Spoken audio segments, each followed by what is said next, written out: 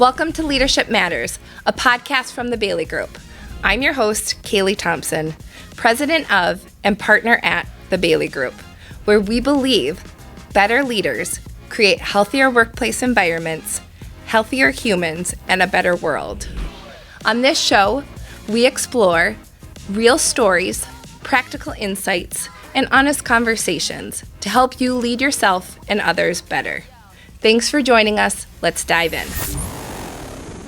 Welcome back to Leadership Matters. I'm your host, Kaylee Thomsen, and today I'm joined by Mike Fidgeon, President and CEO of Hillcrest Family Services. Hillcrest Family Services is a nonprofit behavioral health and human services organization that has been serving individuals and families for more than 125 years. Mike has spent more than 3 decades leading in behavioral health and healthcare, guiding organizations through growth, transformation, acquisitions, and complex organizational change. Mike, thank you so much for joining me on the podcast today. Yeah, thank you for having me, Kaylee. I know right now you're in sort of a contemplative period of your life. Can you orient listeners, Mike, to what's most alive for you in this season of life? Wow, that's a great question. Change, right, is the word that comes to my mind. I'm at an inflection point. Personally and professionally, I'm about to have my 3rd grandchild, which is sort of a driving force right now for that change. And my wife and I have been in Dubuque, Iowa for 6 years now, enjoying both the role that I have at Hillcrest as well as life in the Midwest, which has been a pleasant change in pace. And from what it was that we experienced for 30 years on the East Coast, living in Virginia. About to head to Atlanta as soon as I accomplish 2 major hurdles, which is selling the house that we currently own here in Dubuque, Iowa, and working with our Hillcrest Board of Trustees to place the next CEO here at Hillcrest. And it's very important to me that find the right person for the work that our team has put in place over the course of my tenure here. Wow, a lot of change. One of the things I've appreciated about previous conversation of ours was how naturally you move between talking about leadership and talking about life, Mike. And you've talked about your personal mission in 2 simple words, and that's to help others. I'd love to hear where that commitment to service, which we see throughout your career, comes from. Help others got distilled down from a lot of experiences and a lot of years, but at the heart of it was my upbringing by 2 career social workers. My dad was career adult parole and probation in the DC Superior Court system. And my mom, after she got to the point of raising me and 3 other siblings and follow a path of her interests, she too got into first volunteering at a psychiatric hospital, and then eventually she completed some education that she hadn't completed when she was younger and starting a family, and ultimately got into parole and probation herself, and actually worked in that field beyond my dad's retirement from his role. But my parents always impressed upon me and my brothers and sisters that if we ever thought we were having a difficult day, it was important that we look outside of ourselves. My dad used to say, go outside and find somebody who's having a harder day than you. Shouldn't be that difficult to locate somebody and help them out. If you're able to do that, you will find that the focus on your problems will go away, and comparatively, you'll discover that your problems are really not as big as they might have seemed to you in the time. So I tested that for a long time, and I was always frustrated coming back to my dad going, tested it again, and you were right, driving me nuts. I haven't gone out yet and found anybody that my problems just totally surpass everybody in the world. So that just became a mindset and something that I think was ingrained at a really young age. That's such a powerful perspective. I mean, it's amazing when you can really zoom out some of the things in the moment that feel so big. It really puts things in perspective. Yeah, absolutely. One of the things that's fascinated me about your path, Mike, is that it wasn't necessarily the path you originally envisioned. Can you Share when you were growing up, sort of where did you think you would be in this season of life? Yeah, plan the work the plan. I've always admired people that did things with great intention and knew exactly who they wanted to be when they grew up and what they wanted to do. I know that in reflecting on my life going all the way back to being a kid, probably more of a default decision maker. I'll make the decision about the right road or the left road when I get to the fork in the road. And, the journey along the way was kind of, I'm in the moment. I'm not thinking too far ahead. I'm not dwelling too much on what I just left behind me. To respond to your question, by the time I got through high school and into college, and sports were a big part of my upbringing and continued through college, I also knew professionally that I wanted to do something prestigious, right? Or what I perceived as prestigious. And I grew up in a very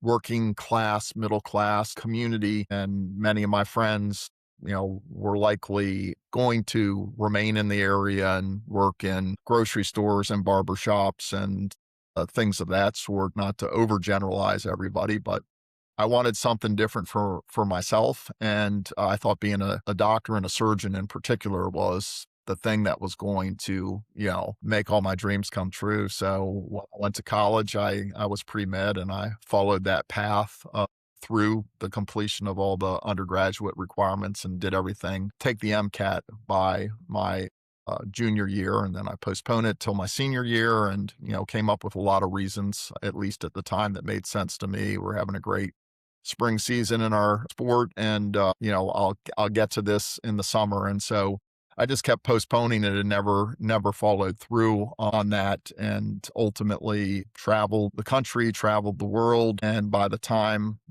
I was contemplating what I was really going to be when I grew up, my dad said, I just need to get my hair cut, get off his couch, and get myself a job and put the college education that he had paid for to use. And I ended up responding to an ad in the Washington Post to help delinquent youth while canoeing rivers and hiking mountains with them. It glamorized it. And I started in a wilderness residential program helping to divert kids from correctional facilities and other forms of more restrictive care. And that was the beginning of how I ended up where I'm at today. I never left the behavioral health setting from that day forward. I know you mentioned playing sports throughout your early life, and I also know you were a high achieving athlete who played lacrosse at Duke.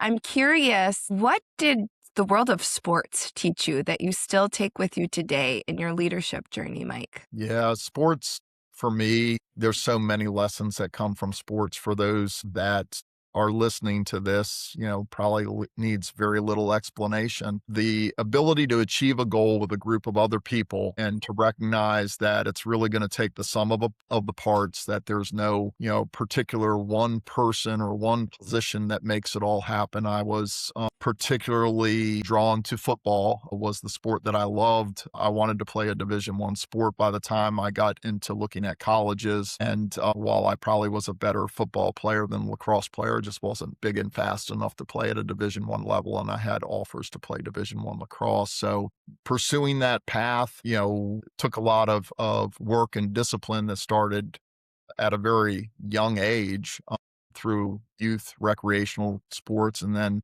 a pretty competitive high school environment, especially for lacrosse, which created those opportunities for me at the college level. And just teamwork, communication, understanding when you're a follower and not a leader, understanding when it's your turn to step up and be the captain and manage, the offense or manage the defense or manage, your senior year and other things as in terms of the evolution of not just how you continue to hone your skills in terms of what your particular role is on that team, but also how you interact with others as you mature in that experience. And I've always found that it conveys very nicely to work environments, especially if those work environments are conducive to thinking about teamwork and the importance of everybody having a role and no role being necessarily more important than high performing and achieving.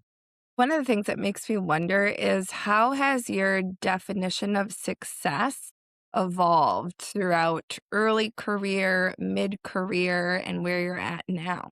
Yeah, success is definitely something that is defined very differently at age 60 than it was at age 16. And I would say the biggest pivot over the course of decades is a gradual maturation process that I think most people, I would hope that most people go through to some degree, which is that shift from self centeredness to self awareness to ultimately selflessness if you can move beyond, what's in it for me. And so I think much like the question you asked that I responded to with, this is what my parents emphasized at a young age, I kind of was conditioned into thinking and viewing the world as it's bigger than just you and what you want. And so I had my eyes opened at an early age to looking for people that were struggling and figuring out what role can I play in that? And I think the more that I did that, the more that I went through that evolution. I'm not staying too caught on what's in it for me and moving to the how can I help others?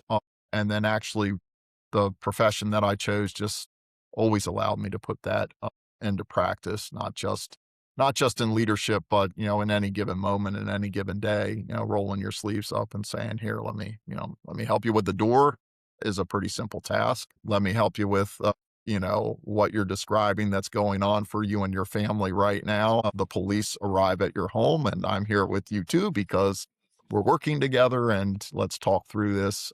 Just a lot of different situations where the repetition of being in scenarios where somebody was struggling and was looking to you for some form of assurance that they were going to get through it.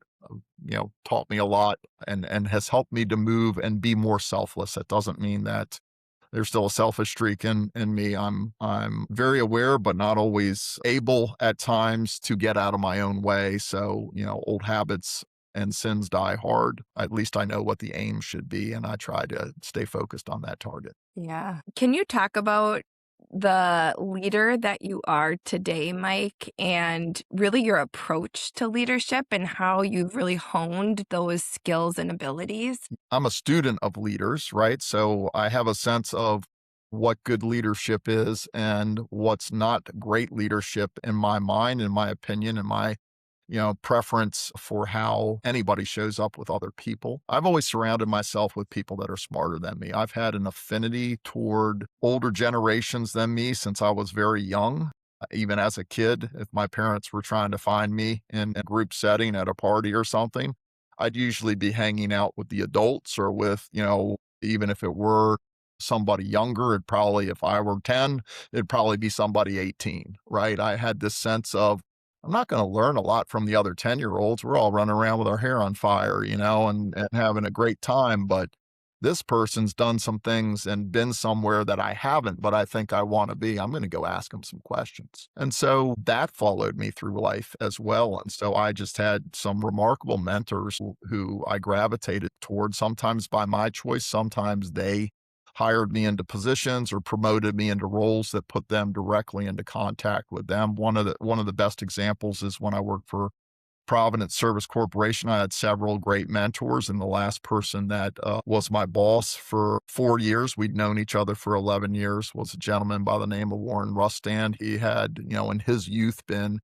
the appointment secretary to then Vice President Gerald Ford and ended up ultimately becoming the appointment secretary and chief of staff, I think was his role with Ford when he became president of the United States because Richard Nixon had been impeached. And, I always referred to Warren as a modern day Forrest Gump. And I love the movie Forrest Gump because there was history there and there was wisdom in all those stories. And Warren was that living epitome of all those things to me. And I just, not to put him on a pedestal, I just think he was a good example of somebody that I just asked a lot of questions of. And he just had such diverse and incredible global experience that had profound impact on the way I wanted to lead and what I defined as good leadership and what I wanted to model, what they say about, flattery, flattering others, right? In terms of by mimicking or following the way that they do things. So I think there were certain things that I liked about that approach, and I still do some of those things today. I know where they came from. Mm. It's incredible. It just shows the cascading impact of leadership and how that can really last generations. From the outside, people often assume successful leaders have always felt ready for the opportunities they were given. Was there ever a season when the confidence others had in you exceeded the confidence you had in yourself, Mike? Always, I don't believe this adage, but I used to say it a lot, fake it till you make it, right?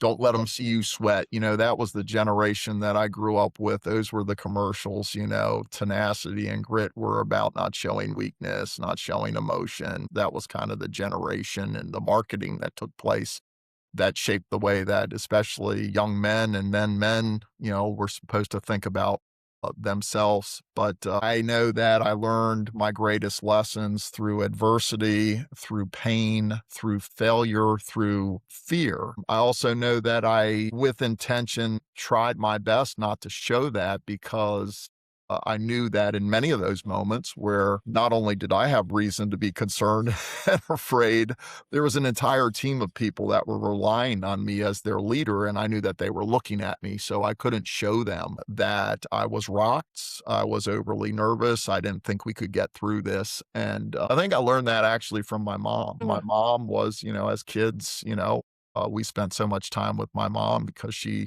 was a stay-at-home mom when we were young, and I knew I was in trouble if my mom looked at me and had a look of fear in her eyes. And I knew I was going to be okay if I looked at my mom in a rough situation and I could see her reassurance that hang in there, get behind me, follow my lead. We got this. Right. So I think that somewhat probably was, maybe it's genetic, maybe there's a little bit of learned behavior from those experiences, but those are things that I think I embodied. In fact, my wife, who's a licensed clinical social worker, would say, "You're phenomenal in crisis, Mike. I just wonder if you create your own crisis so that you can manage them because you're phenomenal in crisis."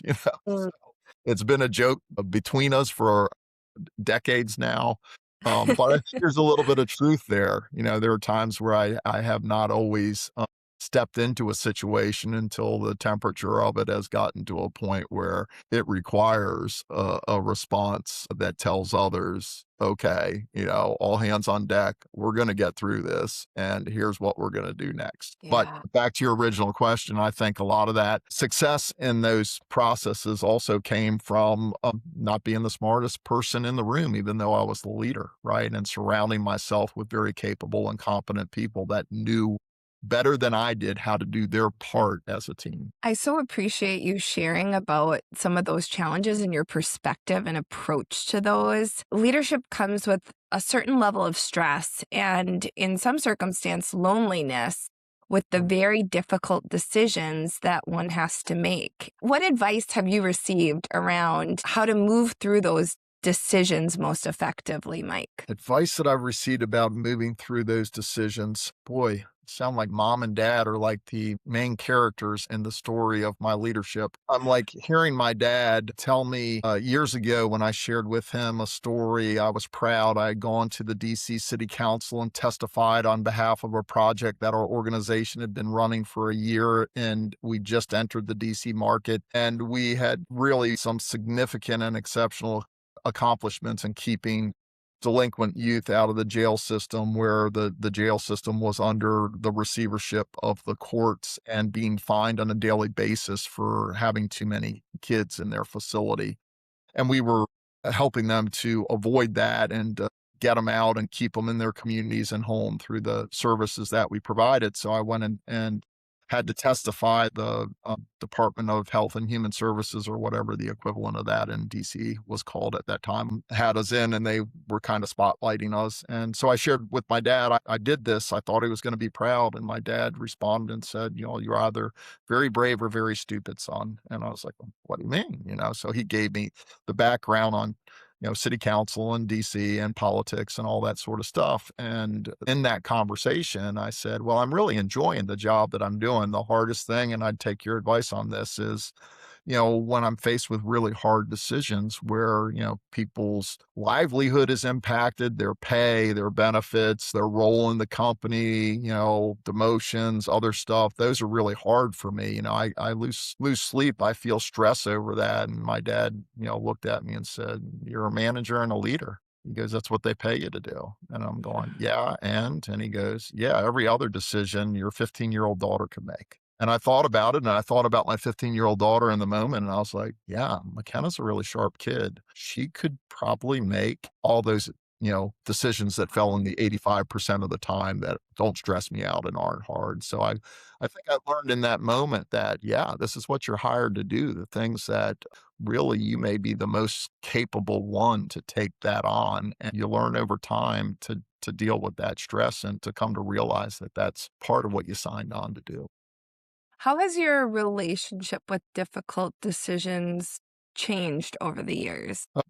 Part of it's probably just aging. I don't know that callous is the right word. That's the one that popped into my head. It's just experience, right? It's like a farmer. If you looked at their hands at age 60 versus age 26, and you say, "Do your hands hurt you when you pull potatoes by hand out of the ground?" And they'd say, "Don't even think about it anymore. These hands doesn't bother me." Right. And so I think it's just that I've seen a lot in my life and done a lot of things. It doesn't mean that there's things that I don't see that surprise me, but there's fewer and fewer things that I see that surprise me. I've always got that benchmark of going in my head. This is a difficult situation, but this young man opposite me who is being very violent and threatening, he's no Sam. Sam would run circles around him. I knew Sam when I was 24, and this kid couldn't hold a candle to Sam's violence and Sam's language and Sam's attitude and Sam's, challenges. So whether it was a person or whether it was a situation, we owe the state of fill in the blank, $4 million on a recoupment because they said, and are we going to lose this money, et cetera. Still in a different circumstance, a different state. I've seen dozens and dozens and dozens of those. The first one I remember very well in North Carolina. I remember talking to our CEO and saying, "It happened on my watch. We're owed $4 million by a managed care organization. Our state director interpreted the situation this way. It played out that way. And now they're not going to pay us. And so I'd entirely understand if you want to and need to fire me." And he looked at me and said, "Why the hell would I fire you? You owe me $4 million. Go out and get it." Right. And I was like, again, it was like my dad being opposite me. It was so simple. It was profound. And because I had leaders like that opposite me, I realized, oh, more than not, they're going to allow failure as long as failure doesn't end you, right? As long as failure sharpens you. And as long as you understand you haven't failed until you quit, right? Don't sell it when it's at rock bottom. If it has the possibility of coming back up, you'll lose it all if you sell it then, right? Do the work and put in the time and, see if you can recoup it in some way, shape, or form, redeem it, right? There's a reason that it's happening. And maybe you need to go to the pit until you come up the other side and you go, "Oh my God, I thought I was going to die down there, but I can breathe again," right? Yeah. Things always look better 2 weeks later than they did at your worst moment. And you go, "Oh my God, why'd I get so panicked?" So again, time and time and time again, and I'm still here and I'm alive. And, I always say to people, if I'm complaining, slap me. I've got nothing to complain about. You have now spent years leading Hillcrest Family Services through a significant chapter of its history, Mike. When you reflect on your time at Hillcrest, what are you most proud of? The huge honor of being given the opportunity to be a part of this organization. It sounds kind of odd to say that because prior to this, I was involved in a company that I oversaw more indirectly than directly 135 offices across 28 states, 3 Canadian provinces, the other leaders of verticals in the company, which were my colleagues, my peers, for a company that was publicly traded. They equally saw national and oversaw national and global parts of their business verticals. And I come out in the middle of COVID to a 24 million going on 22 million going on $20 million book of business that started in 1896 by a female doctor in Dubuque, Iowa, Mm.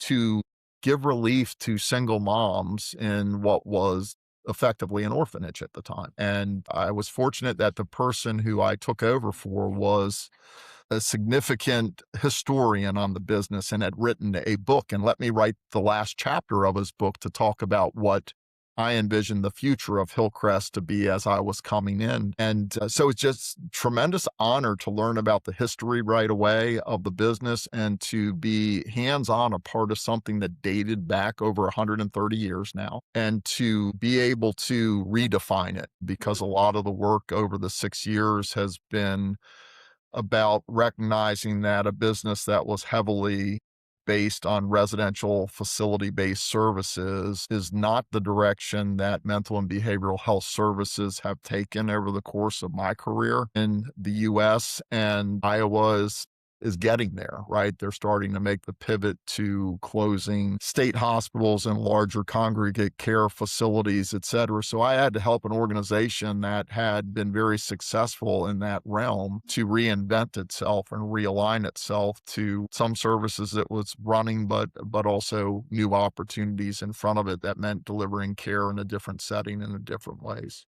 What's been most challenging about the role, Mike? Most challenging has been bringing experiences from 23 years with a company that was scaled very quickly, that was a for-profit business that involved a lot of thinking and people that were very entrepreneurial. And I think both the East Coast and the West Coast influences on that business, as well as when we got into global markets with our other vertical partners, there was a lot of, I don't want to say showmanship that comes to, but there was a lot of, our team does this very well. We'll show you.